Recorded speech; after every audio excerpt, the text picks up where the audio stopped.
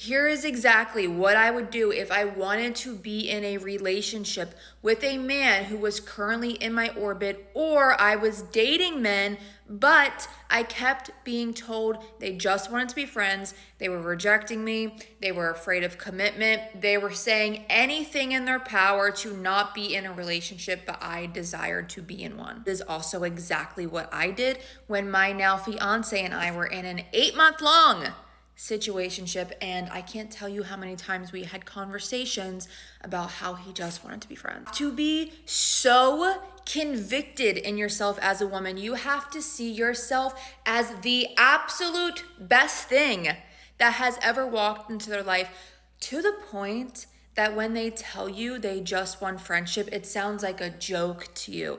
It sounds like something that isn't actually true, and it's only a matter of time until they come to the realization about what they actually want. In fact, and I actually teach this as a part of my unconscious communication system, how would you interact to and respond to a man who is telling you he just wants to be friends, who is telling you he's not ready for a commitment, who is telling you he's an avoidant, or whatever the situation is, if you were in an embodiment of always chosen consciousness, of I am the best thing who has ever walked into a man's life ever. I literally don't even care what you're saying to my face right now, because I know what I want, and I know that what I want, I get. You're gonna say, oh, but yeah, but he's seeing other women and he's been a little bit disrespectful and he hasn't been contacting me as much as I want. And he is telling me that he's going on a business trip for 6 months and I'm not going to see him.